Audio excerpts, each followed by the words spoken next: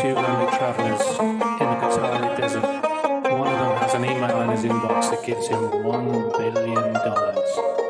What's that shimmering in the heat haze?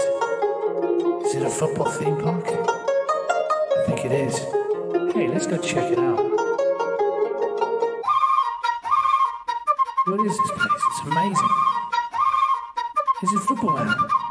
Yeah, it's Footballland. Definitely 2 words. It's meeting 3 of Footballland. Shall I play another of the jingles? No, you've just played one, Mark. Let's ration them out a little bit. Yeah, I just really want to play another one. But they're on my laptop, Mark. You can't just keep leaning over me to play them. Your leg rubs against mine and it's weird. It's not your laptop, it's the company's laptop, isn't it? No, it's my laptop and it's your pen. Or is it the company's pen now? No. You want me to take your pen every 5 minutes? You want me to rub my leg against yours every time I borrow your pen? No, that is definitely my pen. That is my pen. You cannot take my pen. I won't take your pen, Mark. Good. Right, I'm going to play a jingle then. No! Don't, Mark! Get off me! You're rubbing your leg against mine! That's exactly what I'm trying to avoid! Footballland. And a quick reminder of what our premise is, but I imagine that we're pretty cemented now in what the premise is, but I will summarise it again. We've been given $1 billion due to a clerical error in order to build a football-themed theme park in Qatar in time for the World Cup. And as we've agreed, the theme park is called Footballland, which is all one word. It's 2 words. Let's recap the rides we've voted in so far. The Leicester City Fairyland, the Tunnel of Donald or Wagner or Joachim Love, Jimmy Conrad's Conrad Biscan 3000, Steve Mechanical Bull, Marek Larwood's Football Hunger Games. You wanted to say something in the minutes. I've got point 5 on the agenda. You've been sent a Footballland jingle from the public. I've been sent a couple, actually. I designed some jingles last time, and the public were suitably inspired by my aural journeys, and they've offered the following. Let me play you the first one, which is from Angela Sims.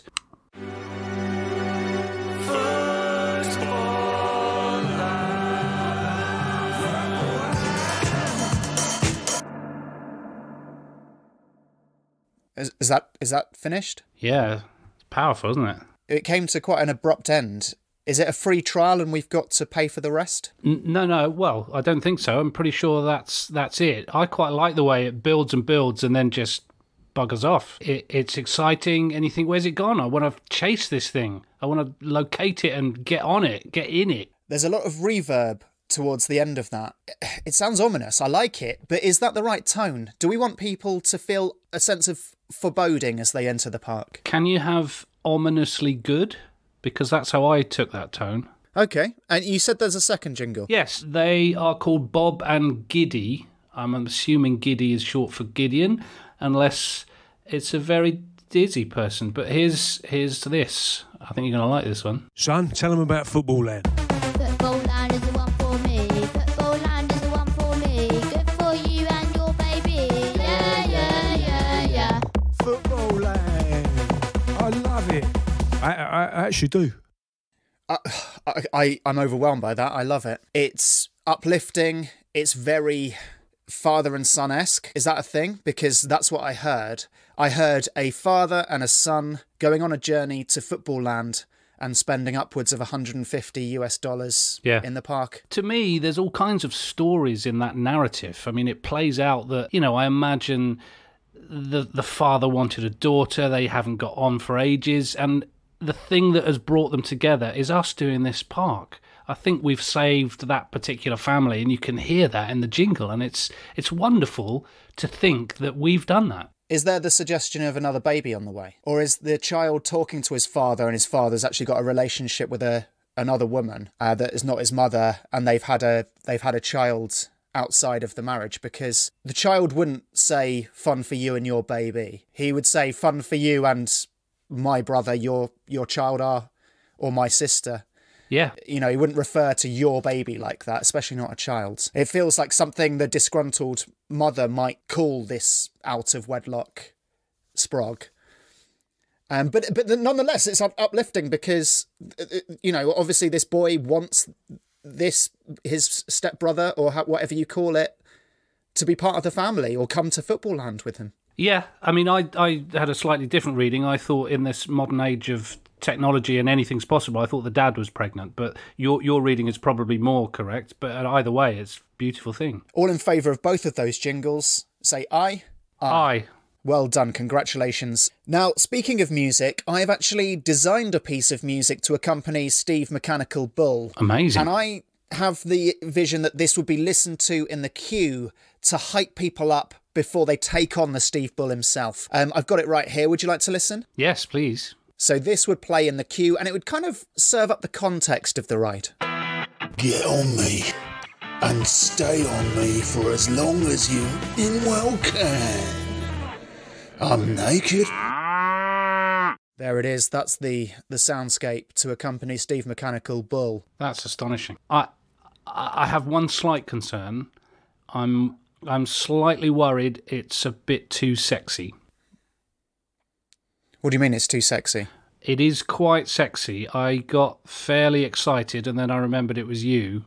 That excitement disappeared, but it's pretty sexy, mate. There's nothing sexy about it. It's a 40 to 50-year-old man, either naked or not naked. We haven't really decided which, but I do actually say he's naked in the piece, but we can always cut that bit out if we choose to clothe him in full Wolves kit, depending on whether we got the endorsement from Wolverhampton Wanderers themselves and the Steve Bull brand. Yeah. But if he is naked, I'd like to remind you that the human form, and especially that of Steve Bull, is kind of an anti-sexiness, if anything. It's just pure. Imagine classical Greek statues and sculptures. They've got very small penises for a reason. We could put a very small pair of genitals on Steve Bull himself, and I don't think anyone is going to be remotely hot under the collar using this ride. And if we're worried that even a small penis might be arousing, could we maybe go the Ken Barbie route and have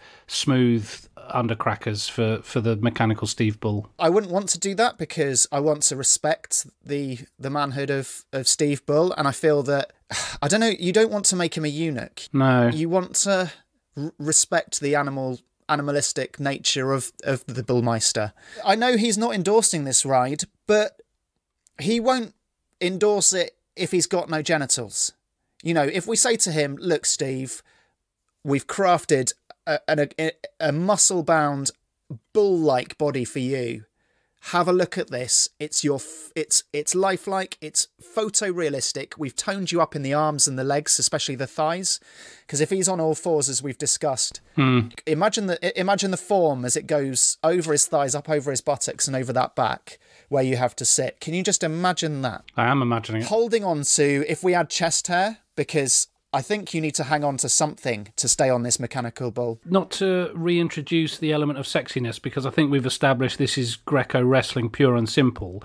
I'm now thinking we need to tie in with Steve Bull.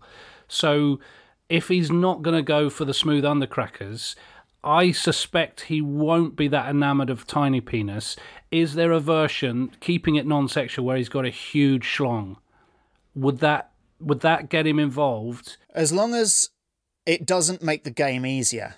Because remember, if you hang on to Steve Bull for over 15 seconds, you automatically win a signed photo of Chris Iwelumo. Yeah. We'll only have a limited number of those posters or pictures to give away. If people are going to start hanging on to his genitals, using them like some sort of lasso, or indeed a rope coming down from a helicopter in the Vietnam War, then that's going to make it easier. So I think respect his manhood, respect his genitals, but if anything, keep them realistic or 10% over. I've got here on the minutes that you've got an idea for a new ride. Yeah.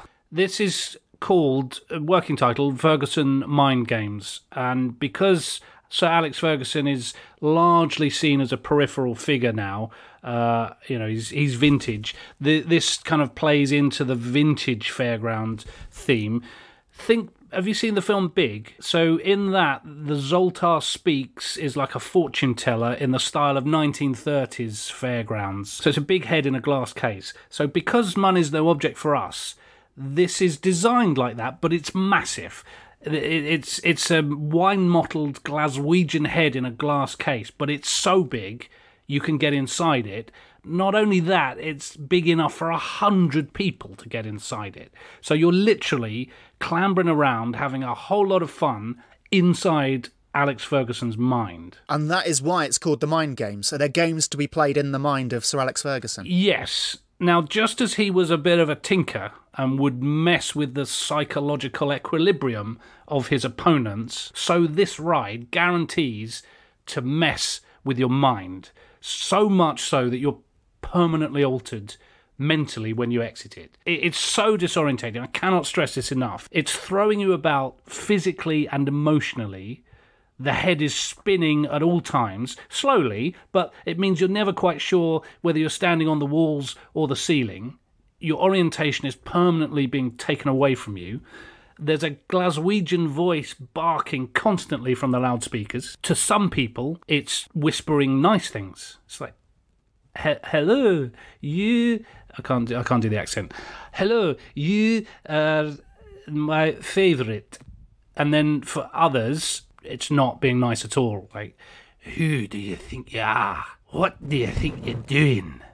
You know, really quite unsettling stuff like that. And then a third group maybe don't hear anything at all, and they're wondering, why isn't he dressing me at all? So I'm imagining a giant flight simulator mixed with a house of horrors. Yeah, that's bang on, mate. Yes. And just, you know, flight simulators, they move a lot, don't they? On all kinds of hydraulic platforms. So I think we can replicate the fact that this giant head that you're inside is chewing gum permanently. You're being jerked around as the gum is chewed. One of the rooms, maybe there's different compartments, different cranial departments. One of these is filled with mirrors. You look in the mirror and you're taking on the appearance of, say, Arsene Wenger or Kevin Keegan. You look at yourself and you're Kevin Keegan. I want people to be throwing up. They're so disorientated. You look at yourself and you're suddenly Arsene Wenger and you vomit. I want people to hate the ride and love it at exactly the same time. It's the kind of thing that puts its arm round you and then chucks a shoe at your head. Does it get hot in there? I can imagine Sir Alex Ferguson's head at the peak of his career was very hot and warm,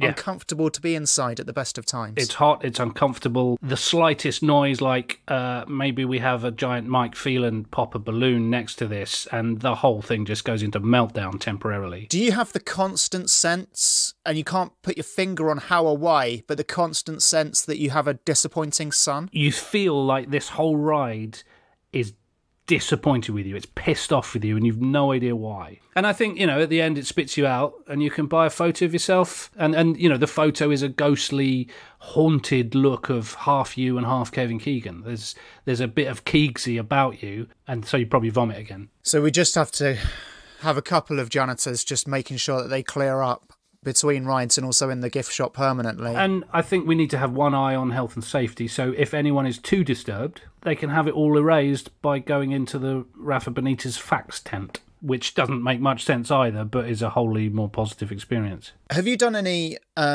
preliminary research on whether people are more likely to eat at concession stalls after they've been sick? Because to my mind, their stomachs are now empty. They're more likely to buy food and drink. Could we do another tie-in with a restaurant straight outside? Or do people tend to wait about half an hour after they vomited? Yes, you do want to eat because your stomach's empty, as you say, but I think it should be at a distance.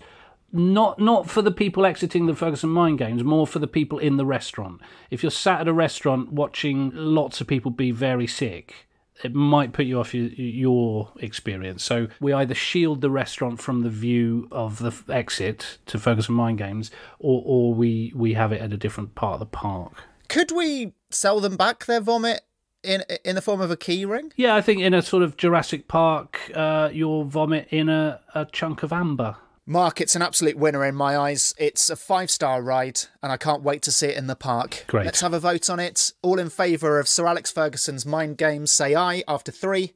1, 2, 3. Aye. Brilliant. Congratulations, Mark. It's Thanks, a fantastic mate. one. Thank you.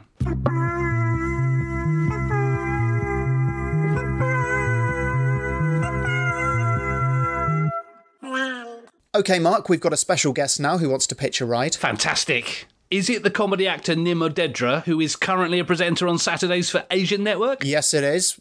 Why are you looking at my laptop? Well, it's just there. It's not a secret, is it? No, but it's ruined the introduction and you're breathing all over me and you've fogged up the screen, so I can't see any other details of it. Well, she's on the line now, so let's just forget the introduction. Here she is. Nim, are you there? I am. Hello, Nim. It's a big opportunity for you to pitch a ride in what is going to be the biggest theme park in the world. Oh gosh, I know. I've this is a dream, isn't it? Trying to have your own ride. And especially the theme that you guys are going for, I'm so excited I hope you like my ideas. So. Have you designed any rides before? This is my first time, but I've thought about it a lot, but this is the first time that I know it's going to be a good one, and it's just something that a lot of theme parks need. It's practicality as well as educational, and it's such a good idea. So I really, really hope you guys enjoy it. Okay, well, Nim, before we begin, I'm just going to ask you to verbally sign a waiver. You, Nim Odedra, are handing over full ownership of your ride idea to Anthony and Mark and its permanent place in Footballland, and you are swearing on a copy of Shoot magazine from 1999. Just to prove you have a copy, which footballer is on the front cover? Rory Delap. Thank you, that's perfect. Are you a big fan of the Delap, or is that just the copy you've got there? Oh, it's just the copy I've got here. I thought the cover was just absolutely gorgeous. Yes. And that hair.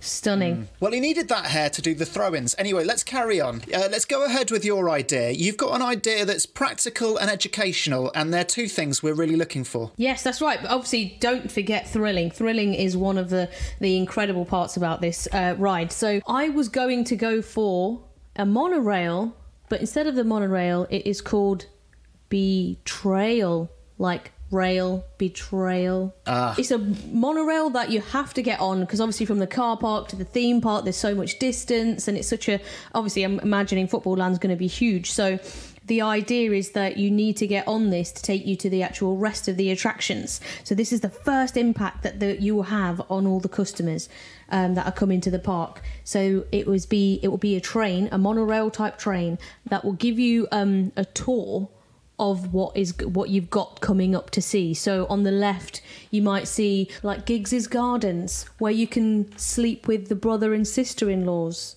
You know, it's real. You'll be wearing VR goggles, and you know you can see the park for the darker side of football, but also you can live those things if you want. So if you wanted to sleep with your brother and sister-in-law in your VR goggles, you'll be able to do that because it's accepted. And it's all right. And it's not just betrayals, it's crimes as well. Is it a virtual brother and sister-in-law that you would be sleeping with in Giggs's Gardens, or have you got buy-in from the actual family member themselves? Well, see, this is the thing. So we will have the VR goggles synced into your phone. So all the photos in there. So if you've got photos of your brother and sister-in-laws that you thought were quite fit, they will come into the VR goggles, and there'll be a simulation, and you'll be able to actually like bang your sister-in-law if you wanted. Does that mean there'll be people on the monorail with VR goggles on kind of getting jiggy with it? Well, that's the thing, yeah. I mean, but luckily you won't be able to see them and they won't be able to see you, so it's all right. So you could be sat next to your wife. What if someone takes their VR goggles off? Right, okay. I think that's something we should actually think about then. I mean, would you guys... I mean, this is open for discussion. If you guys wanted to maybe add some sort of handcuffs in there so people couldn't interfere with each other, or cable ties, because that's cheaper, I think, actually. You can get like a pack of 100 for £1. I got some the other day from Poundland. So, can you get cable ties in Poundland? Yeah, I didn't know, but they are green, which is a bit annoying, but it's good for outdoors, you know, if you wanted to cable tie your plants to something. The design of the VR view, as you said, Giggs's Garden, I just imagined an AstroTurf made of his chest hair. Is that something you'd be up for? You know what, that's something really, really interesting, because he was from, you know, that time was good to have chest hair. He was like a proper, so I think it's something to be celebrated, isn't it? Just get his chest hair out, an AstroTurf of it. Yeah, that would be a good little feature to add. And then people could, like, just stroke it, or, you know, different... While they're banging their sister-in-law or While they're banging their sister-in-law. You never know, because your wife, if she's sat next to you, could be, like, picturing banging your brother, her brother-in-law. So you just never know. Is it optional? Because I'm just thinking for families, some people might have very unattractive brother or sister-in-laws. Oh, of course. Just for those people, you don't have to visit Giggs's Gardens. It's just there on the left. What other places are there on the tour that you might want to do more of if you're not that way inclined? Okay, yeah, well, there's, like, you could say, like, further down past the car park, maybe as you're entering the park. I've seen there could be, like, you know, when it the monorail goes really high, and then you can see the park all below you. I imagine, like, a massive valley called, like, Fuck Paying That Valley. and where everyone could just avoid paying their taxes. Oh, that's good. Yes. Yeah. It's very football. You said when you first started pitching this that this is people's first experience of the park. I'm interested into why you've gone for betrayal and darkness and all the underbelly of football. Is this the right way to introduce people to the park? I think it's a true way of showing like a good, like the deep and the depths of actually being a footballer. And I think that's all what we secretly think. You're like, oh, as much as the money's great, you know, and their bodies are amazing because they're so fit. Yeah. We always think, God, it'd be so good to be a footballer. How come they can bang their sister-in-laws? How come they can get away with paying their taxes, not paying their taxes and things like that? You know, they're the things that we, on a regular basis, forget that we envy about footballers. So this is the side that kind of gets you a bit excited because you're being a bit naughty, and then you go into the full park and see the fun side of, like, you know, all the other rides that I know you guys have got going on. Could we stick in a duty-free shop in that valley so that people are actually experiencing the joy of not paying taxes? That is such a good idea. It's like, maybe we could put in, I was thinking about this actually, in the duty-free section, all the things that their taxes should have been paying for. Yeah. So they could be like some nice ventilators in there. There could be some extra policemen just stood there. Just a couple of nurses as well at the entrance looking sad. Yeah, exactly. Thinking, oh, I wish I had a job. But they don't, because the footballers didn't pay some of their taxes. So I think that would be really good to show all the things that you could have had. You know, like when Price is right, like, this is what you could have won. I'm already looking forward to writing the soundtrack, the musical landscape of this ride. I'm imagining it, as you said, like a quiz show. This is what you could have won, and really cheesy, bouncy 80s music, and this is what you could have had if you paid your taxes. You could have had a functioning health service, and whoa, but you didn't. So that gets, I mean, maybe we, because it's all VR, we show the National Health Service and then we just burn it. And the joy of it is, the penalty for not paying your taxes if you're a footballer, especially in Spain, is you get a suspended sentence that never actually happens. So you could get a ticket saying, oh, you're going to jail, but you never do. And that's a lovely bit of memorabilia to take away from the park before you get into the ticket booth. That's really, really good. I mean, it's nothing like Monopoly, because when you hit jail in Monopoly, you actually have to do your time, don't you? You have to wait till everyone goes round. Or you've got a get out of jail free card, which essentially footballers have a permanent get out of jail free. They do, yeah, they do. So I think, maybe we could sell like get out of jail free cards in this duty-free shop. I think that'd be really the authentic experience. I thought of a few other things like along the monorail. So like I imagined like a massive long piece of glass, and that could be the endless transfer window, where you can just ignore all the rules and buy as many players as you want. Because some people actually listen to the rules and then they end up at the bottom of the league, and other times people, you know, just keep going and buy as many as they want, and sometimes they just win the league. Yeah. Quite often, yeah. The stereotypical view of the Middle East is big, tall glass buildings. So I love the fact that we could, one of the selling points for the park could be the endless transfer window building is the tallest building in the world. It just happens to be in our park. Is it just a long pane of glass that stretches ever upwards? If the sun shines behind that, there is the risk that it could be magnified and burn people in the park. That's true, but maybe that's where we put the hospital, and it could be part of the duty-free section where it's burning, you know, like where we were going to blow it up. So it's like two birds and one stone. So the savings you'd make on that ride, you could probably put, you know, because that's two things you're getting for one there. And the good thing is, maybe we could put the hospital burning thing on wheels. So when that's burnt up, you can just burn something else. I mean, it could be a kind of carousel of like a functioning health service, a decent welfare system, all the things that tax buys you. It's on a carousel, and it just so happens to be aligned with the endless transfer window, so that carousel is like a roasting spit. It's permanently on fire. It's perfect in that you look at everything on fire and you think to yourself, morally, that's quite questionable, but then you look directly behind you and you see the biggest piece of glass you've ever seen, and you can't help but be wowed and uplifted by it, and you kind of forget about the burning behind you. Yeah, I mean, I imagine it to be like a Jack and the Beanstalk sort of piece of glass that, you know, when it sort of disappears into the clouds. It's never really cloudy though, is it there? That's the only thing. It's like an installation piece of art or that in situ theatre. Like, we are setting fire to our guests to show them this is how free footballers are. They don't pay taxes, which means you have to go on fire. I think it's very powerful. So I think there's so many different types of scandals and crimes we could add. You know, it's endless. So this monorail, I mean, it could be attraction all the way round. Yeah, again, just playing devil's advocate, I don't want to block anything, but are we keeping enough of an eye on the family element? So you're going into a park, some of it's on fire, some people are being seriously injured, there's a hump fest going on before you've even got out of the car park. But that's virtual reality, Mark. Okay, no, you've answered my question. I can imagine people that aren't interested in football really wanting to come just so they can bang their sister-in-law or brother-in-law.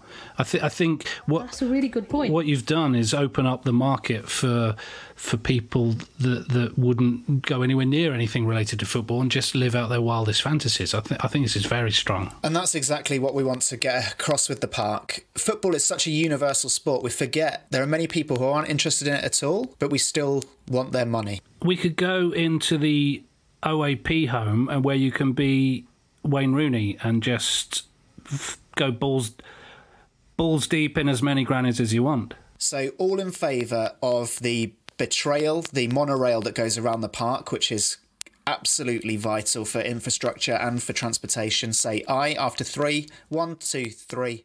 Aye. That's unanimous. That's 100%. Congratulations, Nim. You must feel very well relieved. done. I'm so excited. This is a dream come true. Everyone's always wanted their own ride, and I finally achieved that. So thank you so much for letting me achieve one of my biggest dreams. So, that was Nim Odedra. I can't tell you how important it is to get transportation from the car park to the ticket office. Yeah, it's also good that she has family foremost in mind. I am a little concerned that the train has so much dark-natured stuff on it, which might be a bit off-putting for some, but, you know, frankly, if you don't like it, you can always walk. Bye! Right, what's for lunch? Footballland.